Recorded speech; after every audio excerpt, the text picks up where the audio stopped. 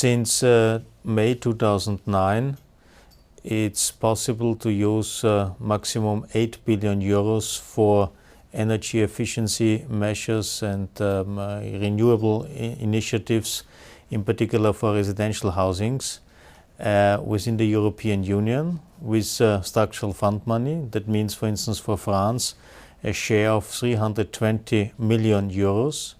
France is certainly that country which has made use of the money in the most proper way. And if you look into the figures, the results are very, very satisfying and promising for the future. For the moment, already, at least in France, 1 billion euros have been leveraged out of this opportunity. 15,000 jobs have already been created or secured. We expect that the overall leverage effect of this initiative by the end of the period 2013 might be more than 2 billion euros and more than 30,000 jobs might be generated. And that means, on the other way, that we can save more than 40% of the heating costs of private households.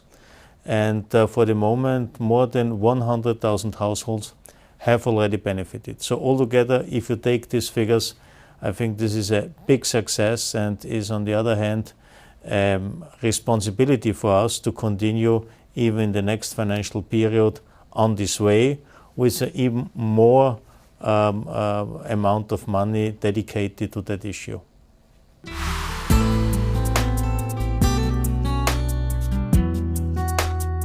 Well, as we have decided, the European Commission to align the structural fund money to the EU 2020 strategy, we will spend more than ever for energy efficiency, energy saving in the next financial perspective.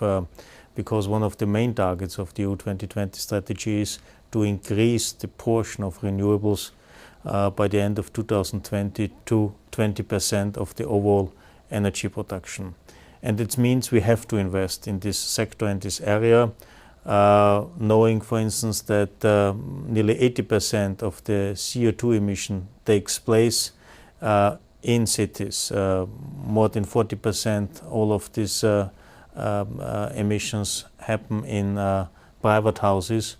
We have to tackle exactly that issue, and that's why we have decided to dedicate 20% of our overall budget exactly for that purposes. And that means, in absolute figures, nearly a doubling of the current amount of 9 billion of up to 17 billion euro. And I hope during the discussions with the member states and the parliament, this proposal will survive.